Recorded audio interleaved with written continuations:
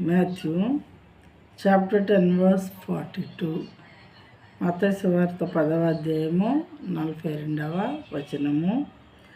And whoever gives one of these little ones even a cup of cold water because he is a disciple, truly I say to you, he will by no means lose his reward.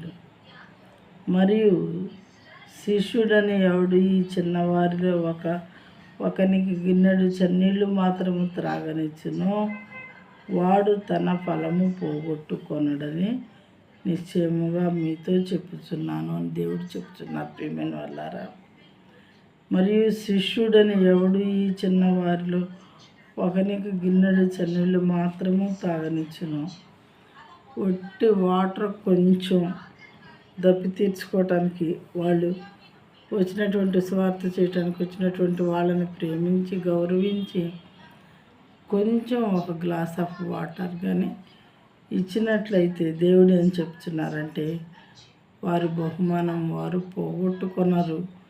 ఖచ్చితంగా నేను వారికి తగిన బహుమానాన్ని వారికి ఇస్తాను అని చెప్పి, మీరు చేసింది చిన్న పని కానీ మంచి పని చేశారు కాబట్టి మీ యొక్క మంచి పని నేను మర్చిపోను, దానికి బహుమానం మీకు ఇస్తాను అని దేవుడు చెప్తున్నారు.